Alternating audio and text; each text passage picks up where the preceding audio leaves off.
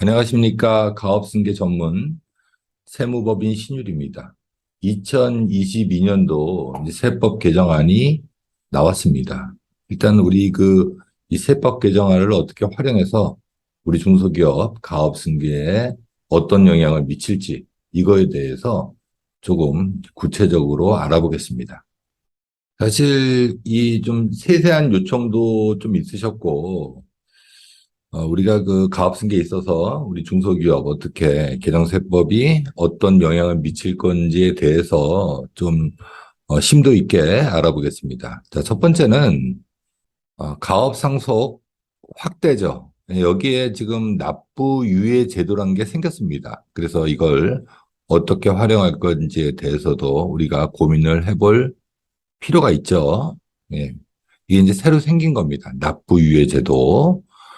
자, 그리고 두 번째는 금융투자소득세 유예. 이게 우리가 활용하는 이익소각이나 STF 여기에 다 담아져 있는 겁니다. 그래서 사실 작년도 개정세법에 보면은 취득가액 인정이라는 부분이 있습니다. 거기에 이제 취득가액 인정이라는 건 주식에 대한 거겠죠.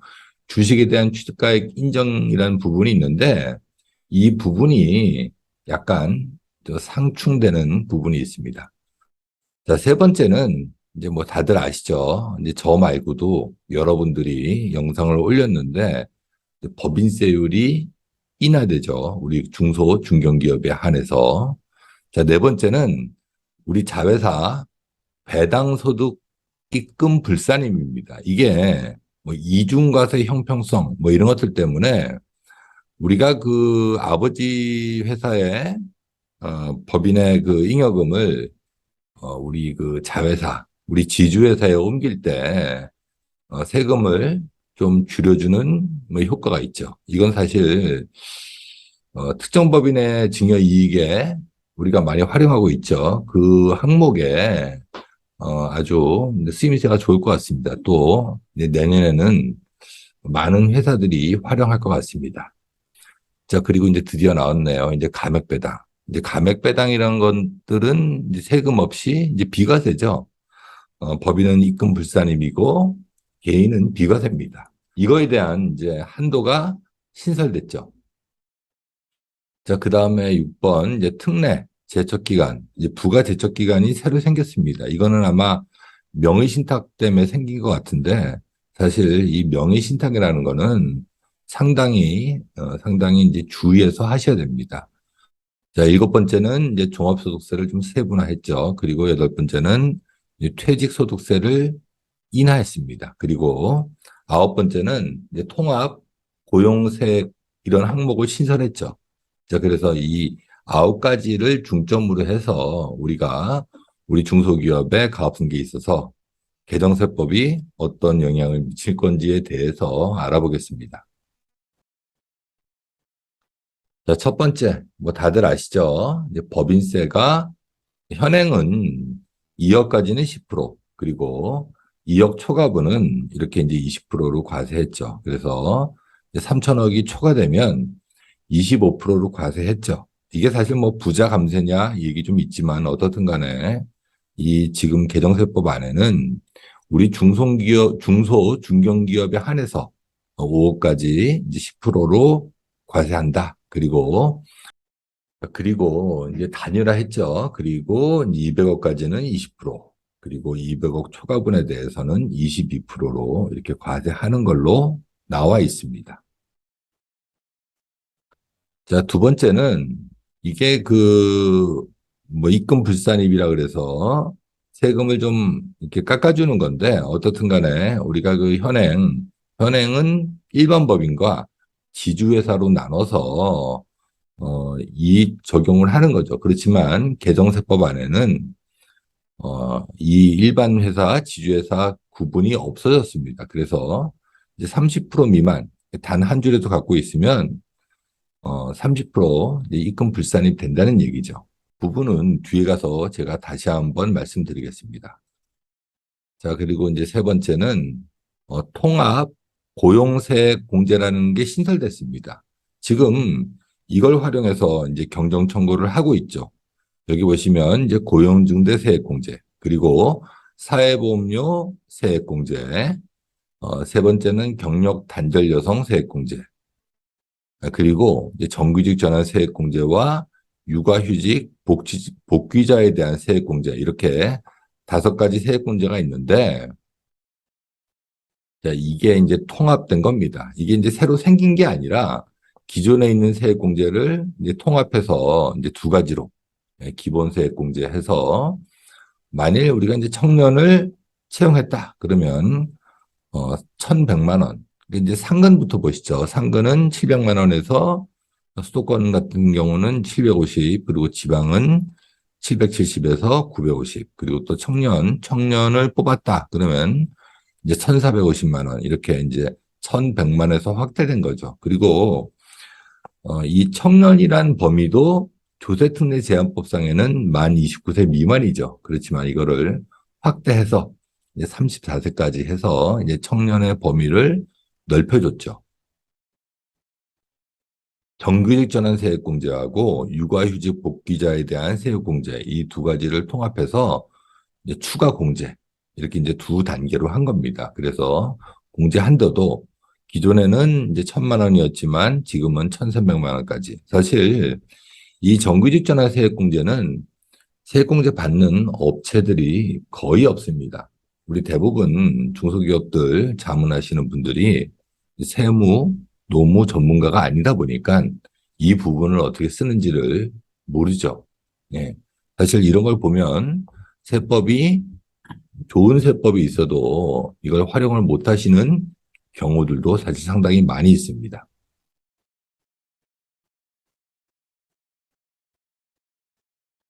자, 이제 드디어 나왔네요. 예, 이제 가업상속공제.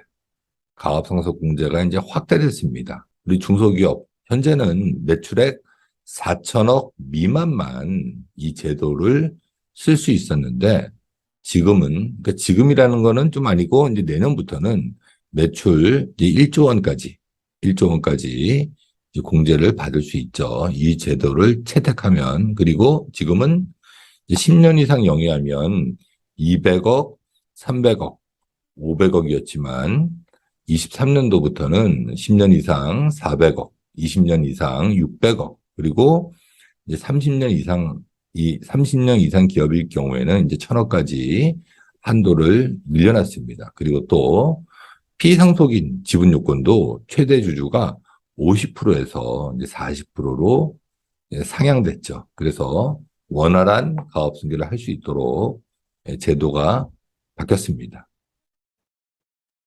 자, 그 다음은 이제 사후관리죠. 사후관리가 이제 7년에서 5년으로 개정될 예정이고, 그리고 업종 변경도 중분류에서 대분류로 변경됩니다. 그리고 고용유지 의무도 기존에는, 처음에는 사실 이제 머릿수로 하다가 이게 이제 임금까지 이제 포함돼서 세법이 개정됐었죠. 그렇지만 23년도부터는 통합해서 이제 둘 중에 하나 맞추면 됩니다. 그래서 이제 5년만 해서 사후관리 기간을 맞추면 되고, 또 이 임금이나 머릿수를 이제 100에서 90%로 하향했죠.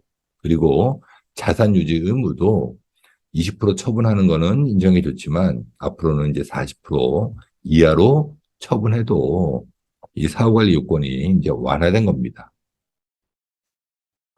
자, 다음은 이제 금융투자에 대한 소득세 유예. 뭐 이것들도 뭐 다들 아시죠? 우리가 원래는 이제 2023년 1월 1일부터는 이제 과세하겠다 그랬는데 이게 2년 유예됐죠.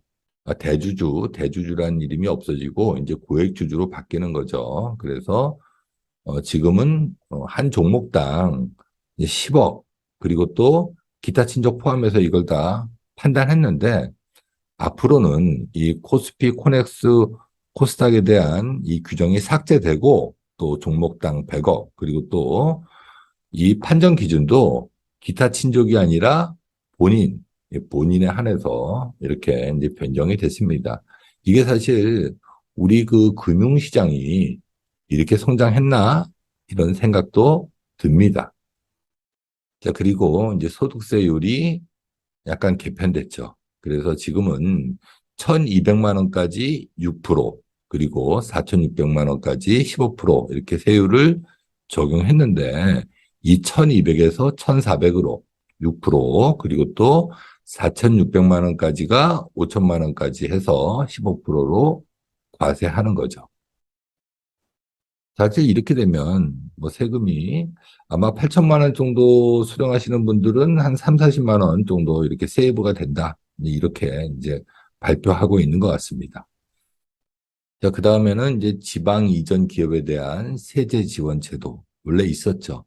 수도권 과밀 억조권 내에 있는 우리 기업이 본점을 지방으로 이전하면 5년 동안 법인세를 100% 그리고 또 그 이후에 2년 동안 법인세 50%를 감면해줬죠. 지방 이전에 그 일자리나 또 성장 촉진 지역, 인구 감소 지역, 고용 위기 지역 이런 명칭을 통해서 이런 쪽으로 우리 법인의 본점을 이전하면은 뭐 7년에 100% 그리고 또 그 이후 3년 동안 50% 이렇게 법인세를 이제 면제해 주고 있습니다. 거기다가 이걸 좀 세분화해서 나눠서 성장 촉진 지역, 인구 감소 지역, 고용 산업 위기 지역 해서 10년 동안 100% 그리고 또 2년에 50%에서 총 12년 동안 이렇게 법인세 감면을 받을 수 있습니다.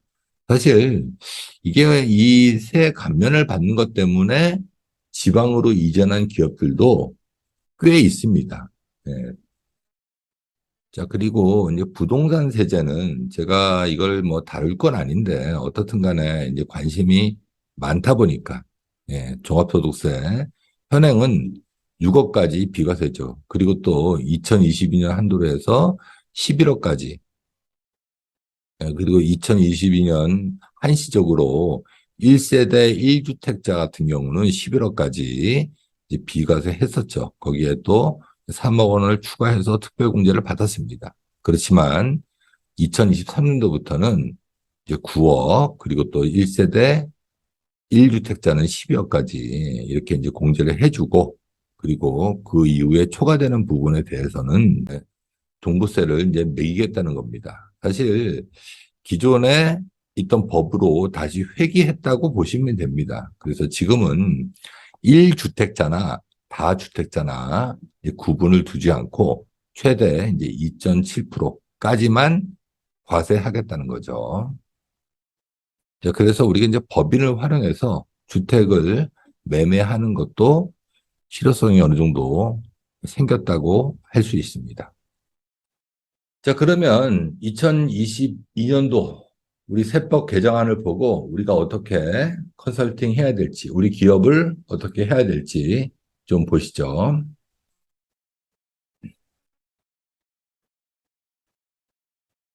자, 일단 이 법인세율이 상당히 이렇게 변경이 있는 거죠. 사실 제가 중소기업을 가보면 법인의 이익이 1년에 5억 이상 나는 기업도 그렇게 많지는 않습니다. 그래서 우리 중소중견기업 같은 경우는 5억까지 10%의 세율로 부과하겠다.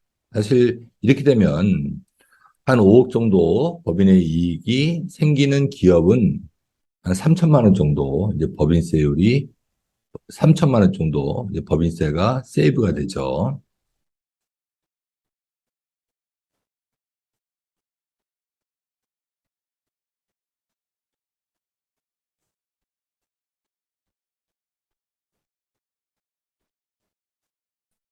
자, 이렇게 쭉 제가 이제 요약을 해본 겁니다. 그리고 이제 지금 이 시간부터는 우리가 어떻든 간에 이 세법 개정안이 국회에서 통과되고 또 시행령이 자세하게 나오겠죠. 그렇지만 그 전에 이 세법이 바뀌는 것을 대비해서 우리가 어떤 걸 해야 될지에 대해서 조금 심도 있게 알아보겠습니다. 자, 첫 번째는 이 중소중견기업 법인세율 5억까지 10%죠. 이 특례 세율입니다. 자, 근데 이것도 제외 업종이 있죠. 지배주주 등이 50% 초과해서 지분을 보유하고 있고, 그리고 앤드입니다. 부동산 임대업, 뭐 이런 것들은 안 되겠죠. 그리고 또 임대 수입, 이자, 배당이 매출액 대비 50% 이상인 법인은 안 되는 거죠. 사실 우리가 그 홀딩스를 만들거나 지주회사를 만들어서 이럴 경우에는 지분이 100%입니다. 우리 지분을 변경시킬 수는 없죠. 그렇지만 일감 몰아주기나 뭐 이런 것들을 활용해서 이 매출액을 조정할 수는 있습니다. 그래서 이제 세심한 컨설팅이 필요할 것 같습니다. 법인세율 자체는 낮아지죠. 그래서 비용 처리에 대한 절세 효과는 감소할 수밖에 없습니다. 자, 그렇지만 여전히 자본거래, 자기주식, STF, 주식 증여 등을 활용해서 지분을 조금씩 이전할 필요성은 있죠. 자, 그리고 이 법인세율이 낮아지니까, 파격적으로 낮아지니까 개인 사업자 하시는 분들은 이제 법인으로 전환하셔야 됩니다. 적극 검토해서 법인 전환. 또 우리가 법인 하나가 있다. 그러면 법인을 2개, 3개 쪼개서 분할할 수 있겠죠. 그래서 실질적인 절세를 할 수 있습니다. 자, 그래서 2022년도 지금부터는 이제 법인 전환에 대한 이제 필요성이 대두되는 겁니다. 자, 그리고 이제 관계사 이제 수입 배당 금액, 총 매출 금액이 이게 이제 매출입니다. 그래서 49% 정도를 조정해서 우리가 만일 뭐 임대도 하고 있고 뭐 배당이나 뭐 이렇게 해서 그 수익 금액이 생긴다. 사실 이 배당을 받으면 이게 필요 경비가 드는 게 아니기 때문에 물론 이제 법인세 내야 되겠죠. 그렇지만 거의 이익이죠. 예. 그래서 우리가 어떻든 간에 일감 몰아주기를 적극적으로 해서 이 특례세율을 적용받을 수 있게 하면 좋을 것 같습니다. 국내 자회사 배당금 이중 과세 조정이죠. 자, 이 법이 나옴으로써 현실적으로 특정 법인을 활용해서 이 효과가 이제 커진다는 거죠.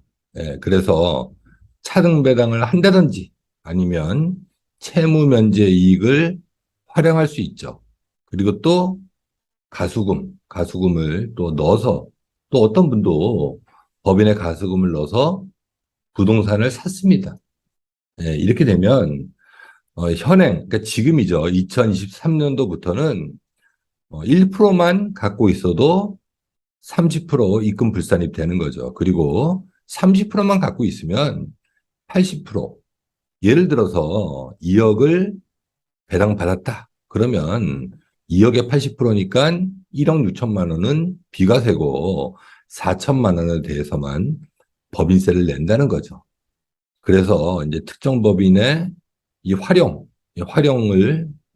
대한 효과가 커질 것 같습니다. 그래서 2023년도부터는 2개 이상 법인을 활용하는 것들이 훨씬 유리해지죠. 그리고 또 기업을 분할, 신설, 뭐 이런 걸 활용해서 사실 이 가업승계라는 것도 다 요건이 맞아야 되고 또 가업승계 주식증여 특례나 가업상속공제도 이게 사업무관 자산을 다 발라내야 됩니다. 그래서 특정 법인을 활용해서 뭐 이런 것들을 많이 해야 될 것 같습니다. 그래서 2022년도 지금부터는 추가적인 법인 설립이 필요할 것 같습니다. 적용 시기는 이제 내년부터죠. 이게 내년하고 후년, 그러니까 23년도, 24년도 이때는 이제 종전 규정을 적용할 수도 있습니다. 이건 이제 선택 사항이죠. 아마 근데 비상장사들은 이 개정된 세법을 활용하겠죠. 이거는 아마 그 지주회사 같은 경우는 이 규정이 사실 상당히 완화되어 있습니다. 그래서 사실 우리 그 자회사가 상장사다. 사실 롯데도 마찬가지입니다. 롯데홀딩스를 지배하는 또 비상장사가 있죠. 예, 그 비상장사는 신씨 뭐 일가가 되겠죠. 그래서 계속 배당을 받는다든지 뭐 이런 것들을 활용해서 자산을 이렇게 넘기는 거죠. 예. 사실 그 관계사가 이제 정상적인 매출이 일어나는 법인, 예, 지금은 사실 그 일감 몰아주기를 활용해서, 물론, 특정 법인 증여이익, 예, 부당히 계산 부인, 뭐 이런 것들 규정을 잘 따져봐야 되겠죠. 예, 이걸 다 잘 따져서 거기에 저촉이 안 된다고 그러면 우리 중소기업 간에는 아직 일감 몰아주기가 이제 과세가 안 되죠. 이걸 잘 활용해서 또 현실적으로 우리 관계회사가 정상적으로 매출을 일으키기도 합니다. 우리 그 사업 부분을 떼어낸다든지 아니면 그 안에 그 유통 구조를 좀 만들어서 매출액을 50% 이상 뭐 이렇게 하고 그래서 우리 중소기업 5억까지 10%인 특례 세율을 받을 수 있도록 그렇게 잘 구조를 짜면 우리 법인의 잉여금을 세금 10%대 세율로 뭐 10%가 안 되겠죠. 10%대 세율로 이렇게 이제 빠져나올 수 있는 거죠. 자, 드디어 이제 감액 배당이 나왔죠. 사실 내년에는 감액 배당을 못하는 겁니까? 사실 많이 물어보십니다, 저한테. 자, 근데 이게 못하는 게 아니고 입금 불산입 때는 감액 배당 범위가 조정되는 거죠. 사실 지금은 다 법인은 입금 불산입, 개인은 이제 비과세였던 거죠. 이 한도가 없었다는 겁니다. 근데 2023년도부터는 내국 법인이 보유한 주식의 장부가액을 한도로 한다. 이 얘기는 아마 이제 액면가나 자본금, 뭐 자본금 그걸 기준으로 할 것 같습니다. 사실 그래서 2023년도 이후 감액 배당에 대한 한도가 이제 신설되기 때문에 2022년도에 우리 그 주식 발행 초과금이 있는 법인 같은 경우 이때는 꼭 해야 되겠죠. 또 우리 법인에 이제 가수금이 있어서 출자 전환을 통해서 뭐 이런 계획이 있다면 이제 감액 배당을 올해 안에 하셔야 됩니다. 이게 이제 확정된 건 아니지만 어떻든 간에 이게 통과되면 내년에는 한도가 생기죠. 네, 그래서 이제 이 한도라는 거는 다시 말씀드리지만 이제 액면가나 장부가 이렇게 이제 생각이 됩니다. 그리고 이 한도라는 거 내국 법인이 보유한 주식이 장부가액을 한도로 한다. 이게 이제 법인세법에 바뀌는 건데 이제 이러다 보니까 이게 개인은 되고 법인은 안 되는 거냐 이렇게도 물어보십니다. 그렇지만 이 입법 취지상 제 생각으로는 법인이나 개인이나 다 그 한도가 이제 신설돼서 법인은 입금 불산입, 개인은 비과세 이 한도가 우리 자본금으로 그게 될 것 같습니다. 그리고 이게 이제 상법상 이제 자본준비금을 감액해서 받는 배당이죠. 네, 뭐 다들 아시겠죠. 그래서 꼭 감액 배당은 이제 올해 하셔야 됩니다. 자, 다음은 양도소득세 필요경비 계산 특례 합리화. 이게 이제 그 부동산을 증여할 때죠. 증여할 때 5년에서 10년으로 늘어난 겁니다. 그래서 2023년도부터는 2023년도 이후에 증여할 때는 이제 10년을 기다려야 되는 거죠. 일단 한번 보시죠. 이제 양도 대상, 배우자나 직계 비존속, 우리 아들, 딸 얘기하는 거겠죠. 이 사람들한테 부동산을 증여할 때. 근데 사실 이게 부동산만이었습니다. 근데 분양받고, 이제 분양권 값이 오르다 보니까 배우자한테 증여하죠. 시가로. 그러면 어떻든 간에, 그 배우자는 취득 원가가 높아지는 거죠. 그 다음에 이제 팔았을 경우 이제 세금을 탈루하다 보니까 분양권, 조합권, 입주권, 그리고 또 이제 회원권 이런 것들도 법이 강화되면서 자꾸 들어온 거죠. 그래서 지금은 분양권, 조합원 입주권, 그리고 회원권 다 해당이 됩니다. 증여하고 현행은 5년 후에 팔아야 증여받은 사람이 그 취득가를 인정받는 거죠. 그 증여가가 취득가가 된다는 겁니다. 적용 제외를 보면 뭐 징역 후 2년 내에 뭐 수용된 경우 그리고 또 이율과세 적용 시 1세대 1주택 또는 일시적 2주택에 해당되는 비과세되는 경우 뭐 이런 것들이 있죠. 자, 그래서 우리가 만일 증여할 계획이 있다. 2022년도에 부동산을 증여할 계획이 있다. 그러면 반드시 2022년도 안에 하셔야 현행대로 5년, 이제 5년 후에 이제 파시면 이 증여가를 인정받는 겁니다. 그리고 또 참고적으로 이제 내년부터는 이게 이제 개인 간 거래를 얘기하는 겁니다. 개인 간 뭐 증여받거나 무슨 뭐 할 때 이 취득세를 또 내지 않습니까? 취득세가 현행은 그냥 공시지가로 할 수 있죠. 그렇지만 내년부터는 이것도 이제 현실화돼서 이제 시가로 한다는 거죠. 예, 그래서 반드시 부동산을 우리 직계 비존속이나 배우자한테 증여할 때는 반드시 올해 꼭 하셔야 절대적인 시간 10년이 아니라 5년을 이 혜택을 누리시는 겁니다. 자, 그리고 이게 이제 최근 좀 유의미한 예규가 나와서 이제 소개를 시켜드립니다. 사실 그 저도 관리하는 회사들 중에 어떤 회사가 대표님이 이 그 가업승계를 목전에 두셨는데 이제 미리 이제 퇴사하셔서 과연 이걸 이제 가업승계를 할 수 있을까 이런 퀘스천에 막혀 있는 회사가 몇 군데 있습니다. 근데 최근 사실 이게 유의미한 예규가 나왔죠. 이 왼쪽 거가 가업 상속이고 오른쪽에 있는 게 가업 승계 주식 증여 특례입니다. 한번 보시죠. 근데 사실 예규는 예규일 뿐입니다. 예규는 또 바뀔 수 있고, 근데 최근 이 예규가 아주 따끈따끈한 최근 예규이기 때문에 이 예규 안의 내용과 우리 회사가 맞다면 또 다른 예규를 찾아봐서 거기에 이제 문제가 생길 게 없다 그러면 한번 실행해 볼 수도 있을 것 같습니다. 한번 보시겠습니다. 가업상속공제는 이제 이게 2021년 9월 30일 날 나온 얘기입니다. 가업상속공제는 피상속인이 상속 개시일 현재 10년 이상 계속해서 경영한 경우에만 적용하는 것이며 이때 피상속인이 아버지죠. 네, 건강상 불가피한 사유가 없는 한 이거 이제 가업상속공제 적용이 되지 않는다. 다시 얘기해서 경영에 참여하고 있어야 된다.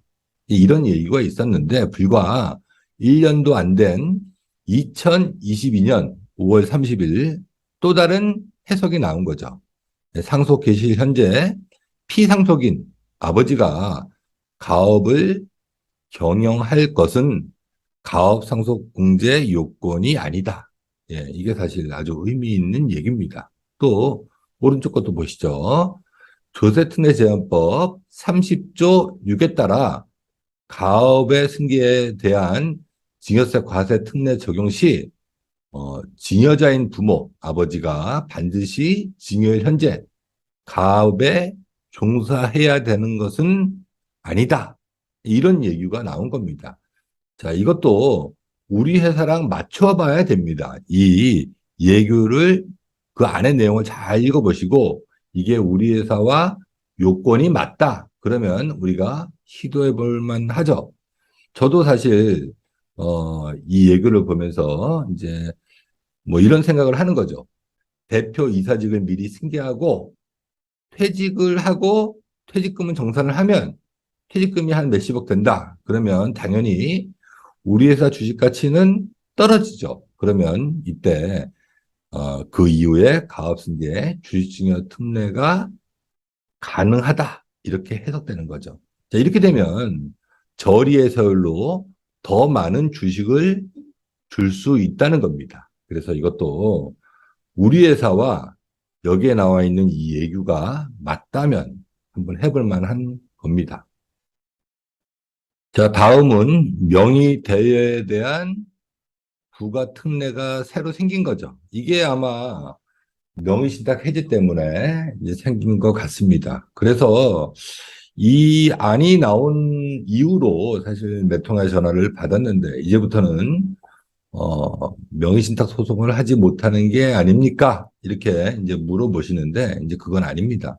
어떻든 간에 이 내용은 이제 확정된 판결 등에 따른 부가제적기간 특례가 생긴 거죠. 행정소송이나 국세청 심판 청구나 심사 청구나 이의 신청 등 뭐 이런 것들에 대해서 국가와 다툴 경우 이때는 일반적인 부가제적 기간 우리가 뭐 알고 있는 그 부가제적 기간 있죠. 뭐 15년 뭐 이런 부가제적 기간이 끝났다 할지라도 확정 판결을 받은 이후에 그 안 날로부터 이제 1년 이내에 부가 처분을 할 수 있다는 거죠. 예. 자, 이래서 여기에 보시면 우리가 사실 실질적으로 비거주자나 국내 원천 소득, 실질 귀속자 이런 분들 사실 부가제적 기간이 지난 다음에 이게 그 명의신탁 주식임을 밝힐 필요가 국세청 입장에서는 없는 거죠. 어차피 세금 낼 게 없기 때문에. 근데 이 판결로 인해서 이게 이제 그 다툼의 소지가 생길 수 있다. 이제 이렇게 해석을 하는데 사실 이것도 뒤에 보시겠습니다. 자, 그래서 이 뒤에 제가 여기 써놨습니다. 우리가 그 개정안에 보면 행정소송, 뭐 국세청 심사 청구나 이의 신청 뭐 이런 걸 했을 때 이게 과세 관청과의 다툼에 의한 확정 판결을 얘기하는 겁니다. 그래서 우리가 하는 주주권 확인 소송 이런 것들과는 별개인 거죠. 다만 여기 두 번째 나와 있는 명의신탁 주식을 우회해서 회수한 경우 이때 이제 과세관청과 다툼이 생겨서 명의신탁 확정 판결을 받으면 이때는 세금을 과세할 수 있다는 거죠. 자, 그래서 이 명의신탁 컨설팅은 반드시 이 전문가랑 해야 됩니다. 이렇게 이 명의신탁 컨설팅 안에는 여러 가지 그 말할 수 없는 이런 부분들이 있기 때문에 반드시 전문 세무사랑 하셔야 됩니다. 자, 다음은 이제 가업상속공제가 확대된 거죠. 이게 이제 그 매출액도 뭐 앞에서 보셨듯이 1조까지 이렇게 늘어났고 공제 한도도 1,000억까지 늘어났습니다. 그리고 또 최대 지분 이 1인 포함해서 지분율도 이제 40%로 완화됐죠. 자, 그리고 이제 사후관리 기간도 5년에서 7년. 그럼 지금 사후관리 기간이 있는 회사는 어떻게 되냐? 그런 기업도 이제 5년으로 이제 단축될 것으로 예상됩니다. 이게 나와 있지는 않지만 어떻든 간에 이제 그럴 것 같고 또 업종도 중분류에서 대분류로. 사실 이렇게 되면 도소매면 도소매, 제조업이면 제조업 안에서 다 이제 업종 변경이 가능하다는 거죠. 그리고 또 고용유지 의무도 100%에서 90%로 완화됐고 또 자산 처분도 20%에서 40%로 완화된 겁니다. 다음에는 이제 가업승계 징여 특례도 상당히 확대됐죠. 네, 지금 이제 이것도 총 이제 1,000억까지 한도를 그리고 10억까지는 세금이 없고 기존에는 5억이었죠. 5억인데 내년부터는 이제 10억까지 세금이 없다 보니까 올해 5억 하고 내년에 또 5억 할 수 있냐 이렇게 물어보시기도 합니다. 아마 여기에는 안 나와 있지만 가능할 것 같습니다. 그리고 또 업종 영위 기간도 가업 영위 기간도 10년이면 400억 20년이면 600억, 30년 이상이면 징역 특례로 이제 1,000억까지 가능할 수 있을 것 같습니다. 그리고 또 세율도 기존에는 이제 30억 이하, 초과 이렇게 나눴었는데 지금이 아니라 이제 23년부터죠. 23년부터는 60억까지는 10%.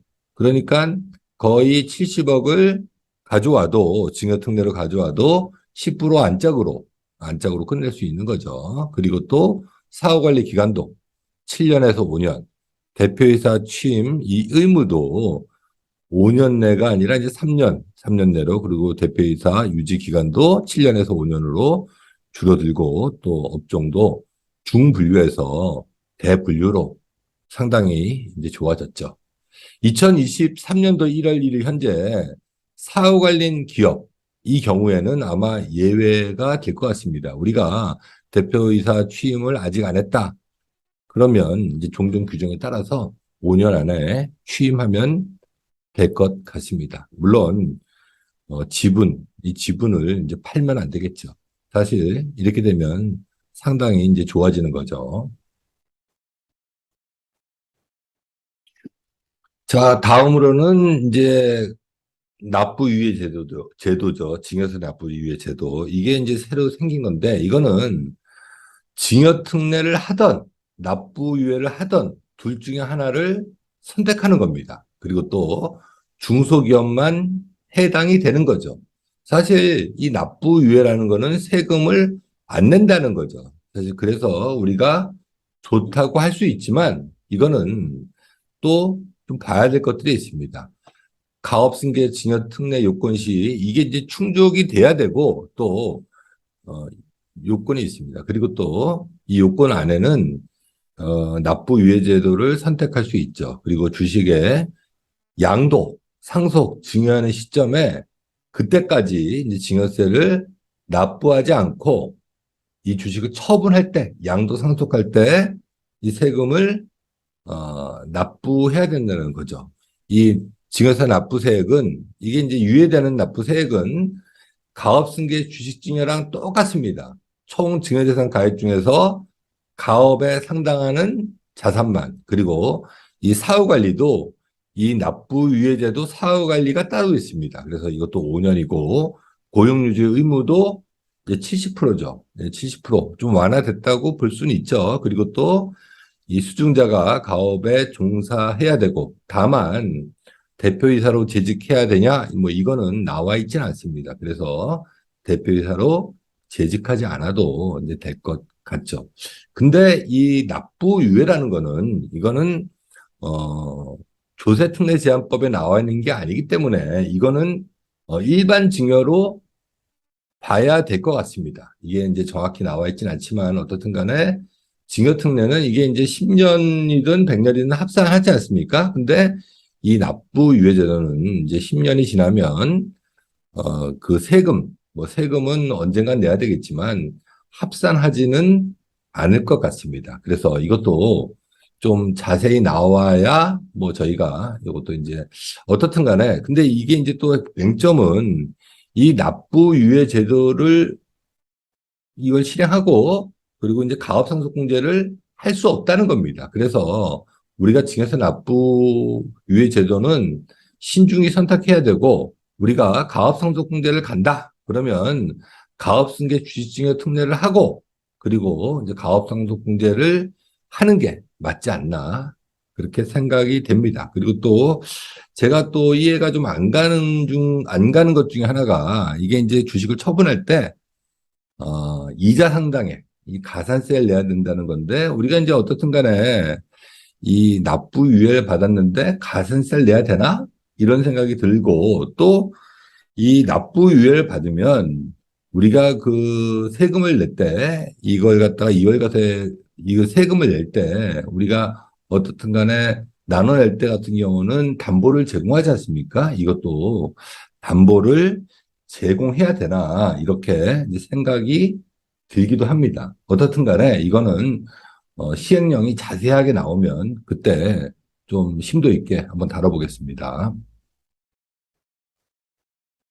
이제 창업자금 증여세 과세 특례 이것도 이제 확대됐죠.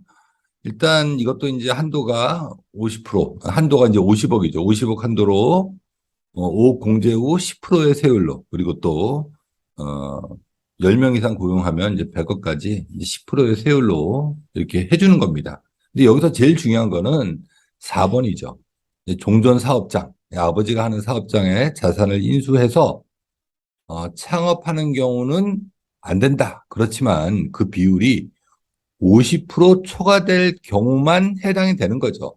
50% 밑으로 하면은 이것도 이제 창업자금 특례를 받을 수 있는 거죠. 사실 내가 사업할 때 아버지의 재산을 아버지의 그 기기 장치를 가져와서 매입해서 그리고 땅 하나 사면 되는 거죠. 현실적으로. 이제 땅은 내가 사고 기계는 그걸 좀 매입해서 하면은 이것도 창업자금 증여세 과세 특례를 받을 수 있습니다. 입법 취지는 이제 창업을 활성화하고 그리고 또 종전 자산을 매입해서 종전 자산을 매입해서 이걸 활용해서 우리 임직원이 가지고 나가서 창업을 하면 이게 다 인정이 되는 겁니다. 다만 그 아들이 창업을 해도 안 된다. 이런 규정이 없기 때문에 우리 2세가 해도 전혀 문제가 없죠. 네, 그래서 우리가 현실적으로 아버지가 했던 사업을 잘 발라내서 창업자금 특례로 우리가 가업승계하는 것도 하나의 좋은 방법일 수 있죠. 다만 창업자금 특례를 받으면 가업승계 주식증여 특례는 못 받습니다. 그래서 둘 중에 하나를 선택하는 겁니다. 다음은 이제 통합 고용 세액공제가 새로 생긴 거죠. 이게 뭐 말이 새로 생긴 거지 기존에 있던 고용증대 세액공제, 사회보험료 세액공제, 경력단절 여성 세액공제, 뭐 그리고 정규직 전환 세액공제도 있었습니다.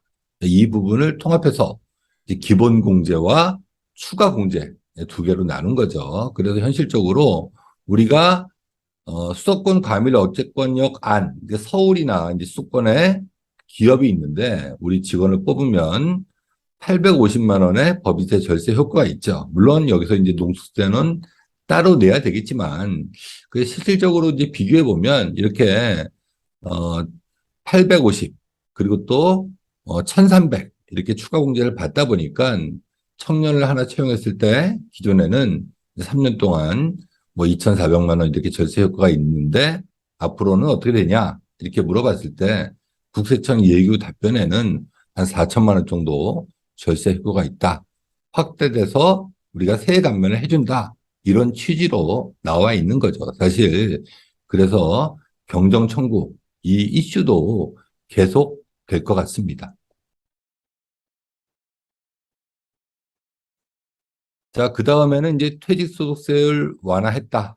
뭐 이런 게 있는데 저희가 이제 좀 비교를 해봤습니다. 이걸 비교해 봤더니 20년 정도 대표님이 근무하시고 퇴직금을 한 20억 정도 수령할 때 예전 세법 그러니까 22년도에 퇴직했을 경우에는 세금이 22.2% 그렇지만 23년 이후에 퇴사했을 경우에는 21.45%.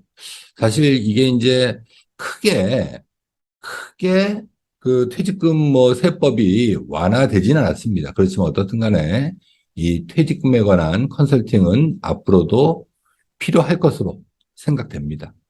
자, 그 다음에는 이제 벤처기업 스톡옵션 2억까지.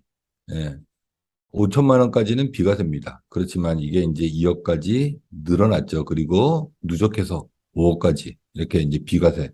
그러니까 이 스톡옵션을 활용해서 좋은 인재를 양성해라. 이런 취지인 것 같습니다.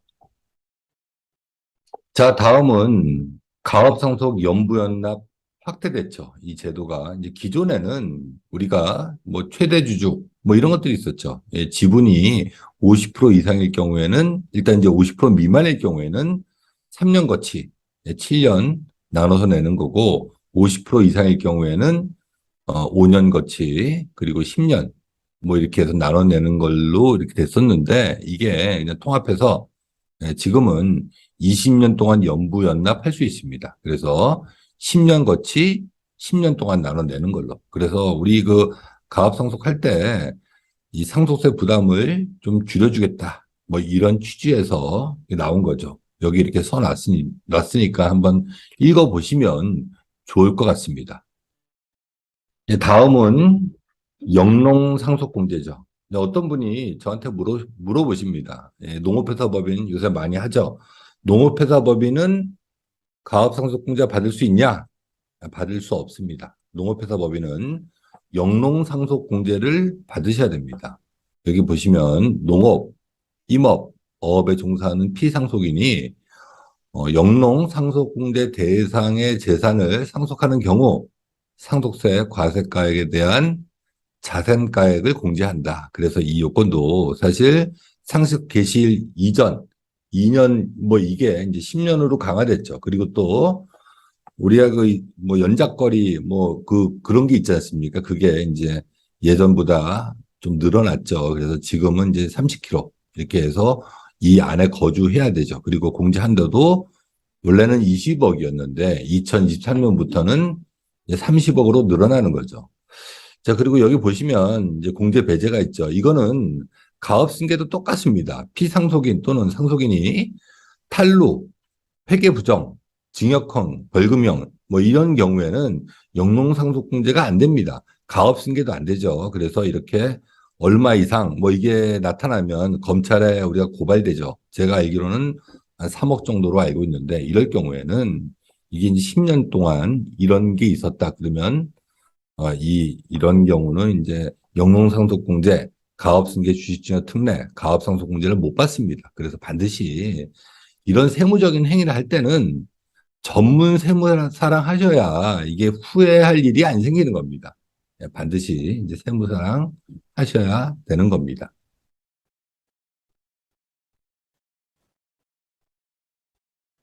자, 그 다음에는 이제 가상자산, 가상자산에 대한 뭐 비트코인이죠. 뭐 코인에 대한 이 양도세, 예, 소득세, 이제 소득세가 유예됐죠. 유예돼서 2025년 1월 1일부터 과세하는 걸로 이것도 어떻게 될지 모르겠습니다. 그 시점 가면 뭐 이것도 이제 바뀐 것 중에 하나인 거죠.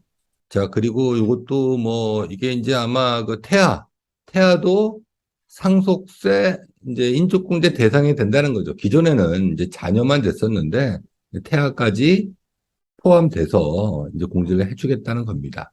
자, 오늘 이렇게 좀 개괄적으로 또 우리 그 가업승계에 있어서 개정세법을 어떻게 활용할 건지에 대해서 좀 포괄적으로 알아봤습니다. 오늘 여기까지 하겠습니다. 구독과 좋아요, 알림 설정해 주시면 영상을 만든 저한테는 큰 힘이 됩니다. 감사합니다.